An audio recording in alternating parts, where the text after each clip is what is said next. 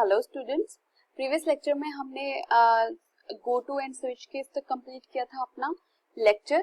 आज हम Perl comments के बारे में पढ़ेंगे। हमारे पास पर्ल में दो तरह के कमेंट्स होते हैं, एक होता है single line comments and second one is the multi line comments. Single line comments को यूज करने के लिए हमें कमेंट से पहले हमें हैश लगाना पड़ता है, हैश साइन। और अगर हमें मल्टी लाइन कमेंट यूज करना है तो हमें स्टार्ट करना है comment with equal to begin and end with equal to cut. इसको हम अपने आईडीई में यूज करके देखते हैं। अगर हमें इस तरह के जो कमेंट है उसको हम बोलते हैं सिंगल लाइन कमेंट। ठीक है, तो जो हमारे इस तरह से हमने ये कमेंट लगाया।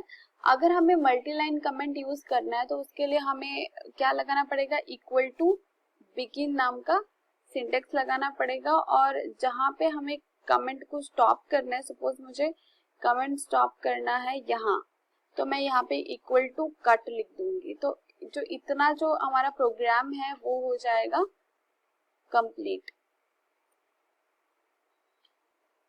और ये जो हमारा कट प्रोग्राम है इसको हम कर देते हैं यहाँ पे।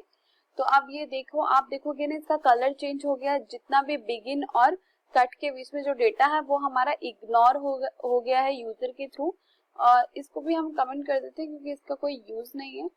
सो अब हम इसको अगर हम रन करेंगे, इस प्रोग्राम को अगर हम सेव करके रन करते हैं तो हमें सिर्फ दिखेगा message you are eligible to vote, because यही कंपाइलर रीड कर सकता है, बाकी सारा हो गया हाइड। तो इस तरह से हम कमेंट्स का यूज कर सकते हैं अपने प्रोग्राम पे। हम नेक्स्ट अपनी स्लाइड की तरफ चलते हैं, that is the Perl last statement. Perl last statement is works like a break statement in C और it is used inside a loop to exit the loop immediately. जैसे हमारे पास ब्रेक स्टेटमेंट काम करती है, वैसे ही सिमिलर हमारे पास last statement है Perl में जिसका हम यूज करेंगे। हम पर्ल का एक सिंपल एग्जांपल परफॉर्म, हम लास्ट प्रोग्राम इंप्लीमेंट करते हैं। सिंपल एक प्रोग्राम ले लेते हैं। हमें क्या करना है, हमें लास्ट का फंक्शन परफॉर्म करना है। हम कोई भी एक वेरिएबल लेते हैं और लूप चलाते हैं 1 to 5। ठीक है, हमें सिनेरियो क्या होगा, हमें प्रिंट करना है नंबर्स 1 to 5 एंड जैसे ही 5 आए एंड देन लूप स्टॉप। ठीक है, तो मीन्स हमें जो ब्रेक है वो 5 के बाद लगाना होगा। जैसे ही 5 नंबर आएगा हमारा लूप हो जाना चाहिए कंप्लीट। तो हमारा लूप स्टार्ट होगा 1 से। ठीक है, हम इसको वेरिएबल डिक्लेयर कर लेते हैं my1 $1 इज इक्वल टू 1। अब हम इसमें यहाँ while कंडीशन लगाते हैं। y को हम ट्रू ही रखते हैं कि हर सिनेरियो में जितने मर्जी नंबर्स प्रिंट कर सकता है, बट अगर 5 आए तो ये स्टॉप हो जाएगा, मीन्स ब्रेक के थ्रू हम इसको स्टॉप करेंगे। सो हम कंडीशन लगाते हैं कि इफ हमारे पास जो $n है अगर वो ग्रेटर देन 5 हुआ, जब भी ग्रेटर देन 5 आएगा तो यहाँ पर क्या होगा, तो हमारे पास यहाँ पर हमारे पास लग जाएगा लास्ट कमांड। तो हम यहाँ पे बता देते हैं कि लूप के अंदर आया है कि नहीं। ये डिनोट करने के लिए हम यहाँ पे सेव फंक्शन से कुछ प्रिंट कर देते हैं, लाइक लास्ट रीच्ड।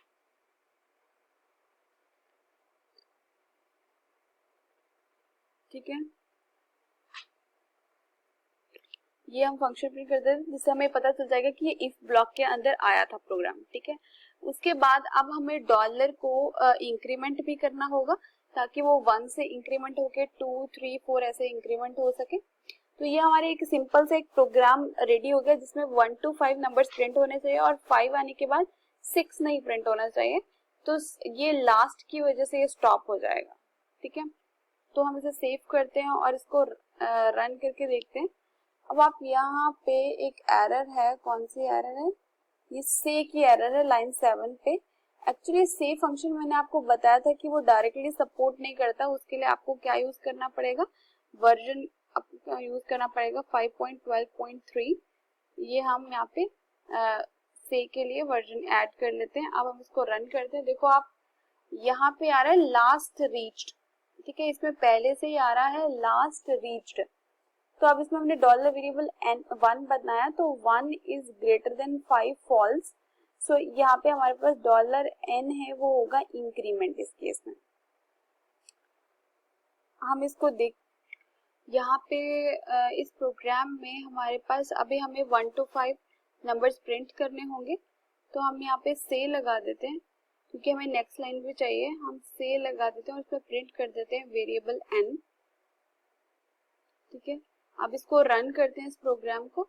अब देखो, आप देखोगे इसमें आउटपुट में 1 to 5 हमारे पास नंबर्स प्रिंट हुए हैं, मींस उसने 5 आने के बाद वो चेकिंग होगी, if 5 is greater, number is greater than 5 then it will be stopped, तो लास्ट रीच तो इस ब्लॉक में चला जाएगा और वहां से टर्मिनेट हो जाएगा। तो आप देखोगे इस ब्लॉक में जैसे ही आया 6 आया, 6 इज ग्रेटर देन 5 ट्रू, तो ये लास्ट ब्लॉक में आ जाएगा हमारे पास और स्टॉप हो जाएगा। तो इस तरह से हम लास्ट की कमांड आप इम्प्लीमेंट कर सकते हो इन सिचुएशंस पे। नेक्स्ट मूव करते हैं हम नेक्स्ट कमांड पे। Next it like a continue statement in C, तो जो वर्किंग हमारे पास सी में कंटिन्यू का था वही वर्किंग है। इसमें आप एरे के एलिमेंट्स को स्किप करने के लिए या कोई डिजायर्ड एलिमेंट्स आपको गेट करना है उसके लिए, या फिर मल्टीपल एलिमेंट्स को स्किप करने के लिए आप यूज कर सकते हो। इसका सिंटेक्स सिंपल है कि नेक्स्ट या फिर नेक्स्ट लेबल का आप यूज कर सकते हैं। इसको हम इम्प्लीमेंट करके देखते हैं अपने एडिटर पे। हमारे पास नेक्स्ट और जिसको हम कंटिन्यू स्टेटमेंट भी कहते हैं, इसको यूज करने के दो तरीके हैं, या तो हम सिंपल नेक्स्ट का यूज कर सकते हैं या तो हम लेबल का यूज कर सकते हैं यूजिंग लेबल। जैसे आपको मैंने यहाँ बताया, हम यूजिंग लेबल भी इसे इम्प्लीमेंट कर सकते हैं। बट अगर हमें विदाउट लेबल यूज करना है तो हमें एरेज यूज करना पड़ेगा, जो अभी हमने इम्प्लीमेंट करना नहीं सीखा। ठीक है, तो उसको जब हम यहाँ पे एरेज इम्प्लीमेंट करना सीख लेंगे उसके बाद हम नेक्स्ट कमांड का यूज हम एरे में भी यूज कर सकते हैं स्विच करने के लिए एलिमेंट्स को। बट अभी करेंटली आपको फॉर लूप्स पता है, तो हम जो लेबल वाला स्टेटमेंट यूज करेंगे नेक्स्ट का, और यूजिंग फॉर लूप्स जिसमें हमें आउटर लूप से अगर बाहर निकलना है तो हम वो इम्प्लीमेंट कर सकते हैं। तो हम उसे इम्प्लीमेंट करके देखते हैं। सपोज आपने दो नेस्टेड लूप है, नेस्टेड लूप्स का यूज आप करोगे और प्रिंट करना है आपको नेक्स्ट स्टेटमेंट।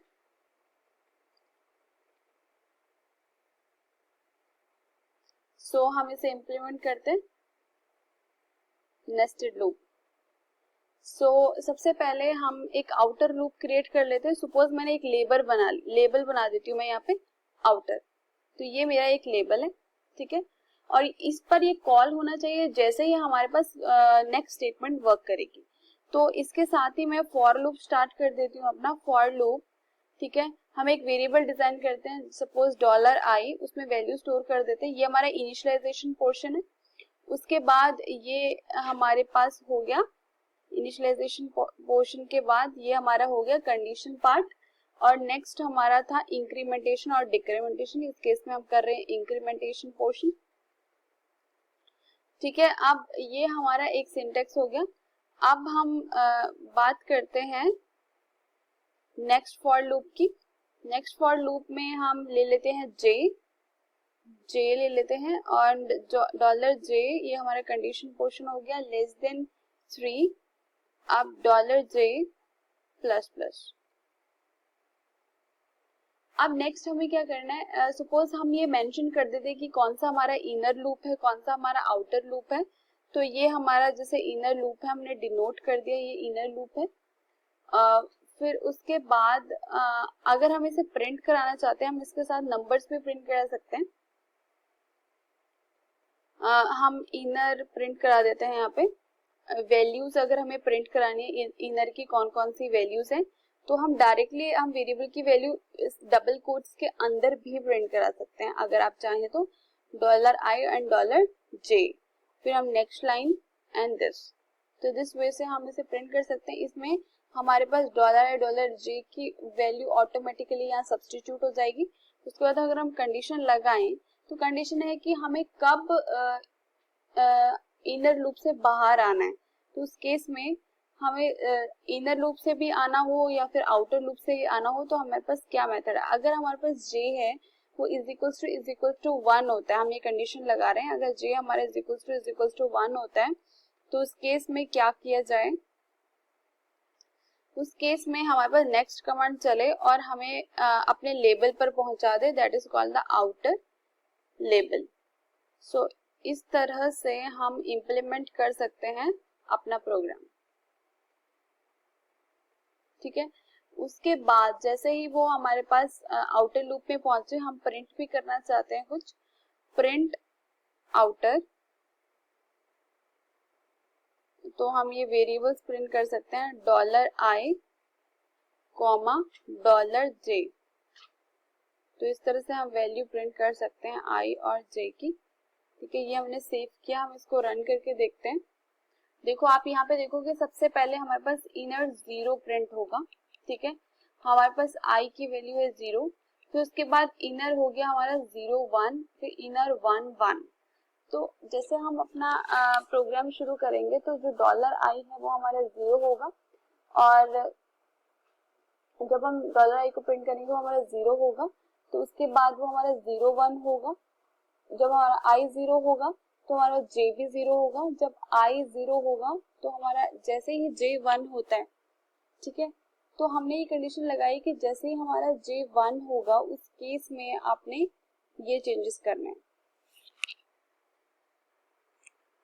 इसके जो रिजल्ट में है यहाँ पे एक मिस्टेक हो गई है, इसको एक बार देख लेते हैं। j इज इक्वल्स टू 0 होना चाहिए था, j equal to 0, i is equals to 0 and j is less than 3 and i is less than 3 and j plus plus, ठीक है।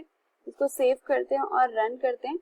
अब ये है कि जो हमारा इनर लूप है ये है हमारा 0 0, ठीक है। अब हमारा इनर लूप 0 1 चलेगा, फिर हमारे पास जो इनर लूप है वो 1 to 0, 1 to 1, 2 to 0 and 2 to 1 चलेगा। तो इसमें हम देख सकते हैं कि जो नेक्स्ट लेबल है वो जंप करता है to the outer loop and execute for the loop just like the next operator. Hopefully आपको ये प्रोसीजर समझ आ गया होगा। इसमें इसके चलने का तरीका सिंपल है, बिल्कुल सिंपल है। कैसे, जब i इज इक्वल टू 0 होगा तो j इज इक्वल टू 0 होगा, then j is less than 0 is less than equal to 3 true, तो यहाँ पे इनर लूप आएगा। इनर में i की वैल्यू है 0 एंड j की वैल्यू भी है 0, तो आउटपुट में 0 0 प्रिंट हो गया। उसके बाद j will be incremented by 1 which will become 1. So now I is 0 and j is 1. So here the result will print 0 1. Okay. After that the 1 is equals to 1, that is true. J is equal to 1. So next will be run, or which will change the control of loop to the outer loop. So now in this case I become 1 and the j become 0. So it will be printed first, and after that when the j become 1 and I become 1, so it will print the value 1 1. After that again the next command will run and then return to the outer. So again the I will become 2 and the j will become 0 and it will be get printed. So here the result will be 2 0. So again j will be incremented by 1 and it will become 2 1. So it will be print. Or when j will become 1, then 1 is equals to 1 true, then the next next statement will be called. So in this way it will get stopped, because so result will be moved to because result will be moved to 3 and 3 is less than 3 is condition will get false and program will be terminated. So in this way you can execute this statement. So अब हम next move करते हैं slide की तरफ। हमने next statement complete कर लिया। अब हम बात करते हैं रीडू स्टेटमेंट्स पर। रीडू स्टेटमेंट हमारे पास होता है restart the current loop without evaluation of the control statement. तो हम इसको भी एग्जीक्यूट करके देखेंगे अपने एडिटर में। रीडू कमांड, सो इसमें हम इम्प्लीमेंट कर सकते हैं रीडू का प्रोग्राम। इसमें हम सिंपल एक लूप प्रोग्राम इम्प्लीमेंट करेंगे। रीडू का मेन है कि ये प्रोग्राम को रीस्टार्ट कर देता है। सो ये हम नेक्स्ट लेक्चर में करते हैं। रीडू हमें कैसे इम्प्लीमेंट करना है प्रोग्राम को रीस्टार्ट करने के लिए। Thank you so much.